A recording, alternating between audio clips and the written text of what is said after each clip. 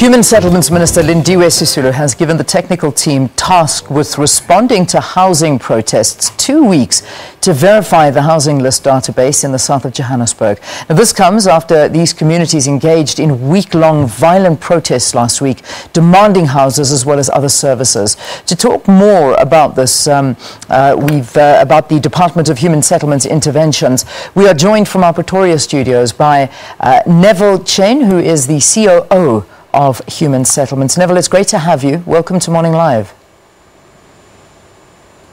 Thank you, Leah. Community representatives from various communities in the south as well as the west of Johannesburg met with the Minister Lindiwe Sisulu on the weekend to intervene, hear their challenges. Was this meeting fruitful? Was there a lot taken out of it? I think based on the outcomes of it, it was successful. We reached agreement with both the city together with the province and the national department that we'll set up a team that is led by the Director General, who will consult with the city, the province, as well as the community representatives. And there were basically three things that needed to be done. The first was that as the department will oversee and ensure that the commitments, particularly in relation to the land to be developed in the area, is done within the time frames agreed to. Secondly, that we would ensure that the database for the city of Joburg, particularly in the south, that there's a verification and registration process, so that what we can do is ensure that we have a proper insight into what the housing need is, and on the basis of that, the land that will be developed will be released.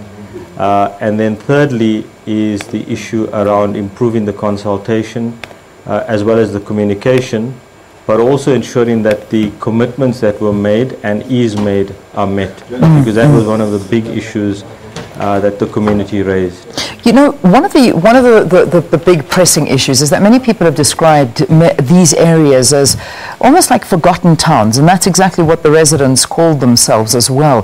Why has it taken so long? I mean, we had to see week-long violent protests, shops being looted, tires being burnt, many people being injured, for you to finally engage with these communities. Why? What's been the delay?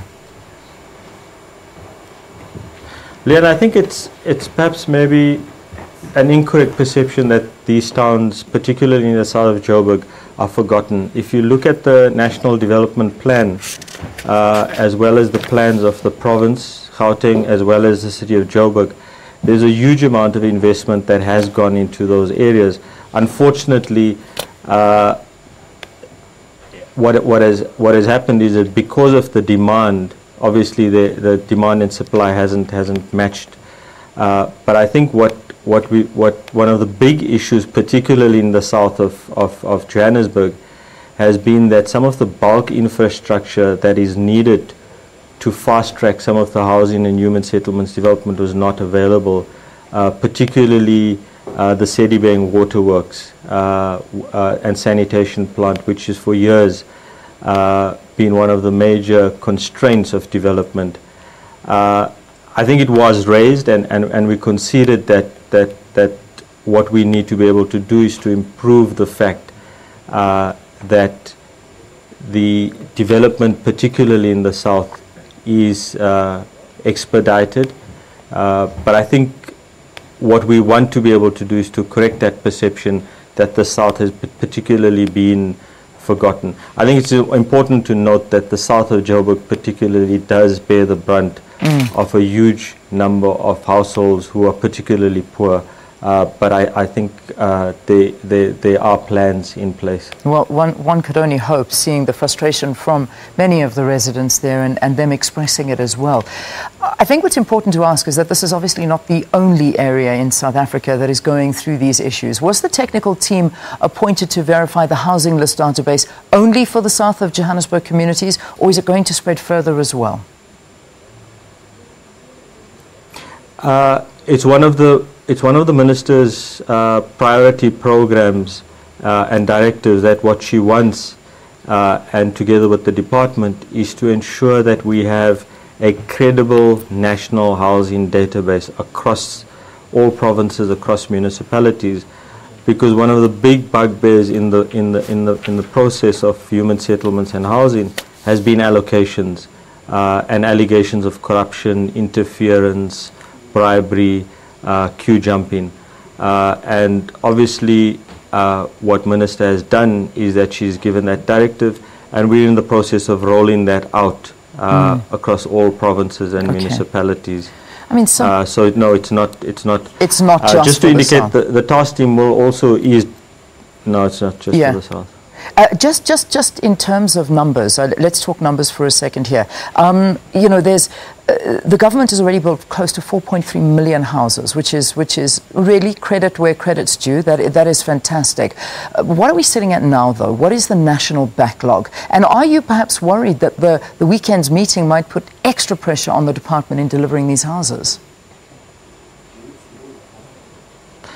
The current backlog sits at approximately 2.3 million. Households. I think it's also important to note that although we've done some work in terms of eradicating that backlog, one of the post 1994 consequences is that households have become smaller, they've become younger. So what has happened is that backlogs remain pretty stagnant and growing in many respects because our households have become smaller as a result of economic development. I think one of the things that we've agreed as the department. Sorry. Sorry, I'm sorry to interrupt you. One of the things we've got to be able to do as the. Carry on.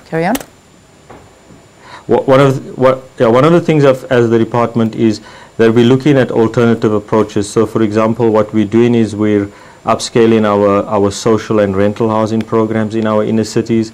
One of the things that came out of this week's meeting, for example, or the weekend's meeting, was that communities basically said to us, give us land, give us serviced land, and we'll then take some of the pressure off government.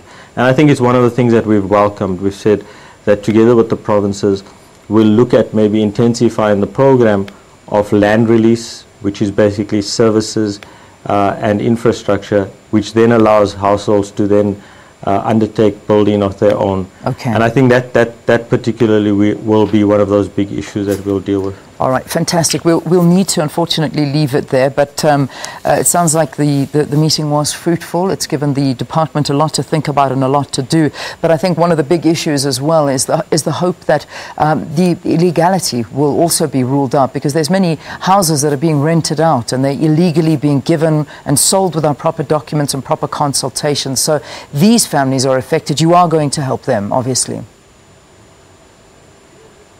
Obviously, Ilian, and I think I mean the good thing out of the meeting was that there was a consensus that we've got to deal with illegality. Yeah. And the communities themselves indicated around the issue of illegal selling, informal household fraud, and the related issues. Okay. They've themselves agreed that they would work with us to resolve that issue. All right, we'll leave it there for this morning. Thanks very, very much for joining us here on the program. And Neville is the COO at Human Settlements. All right, let's take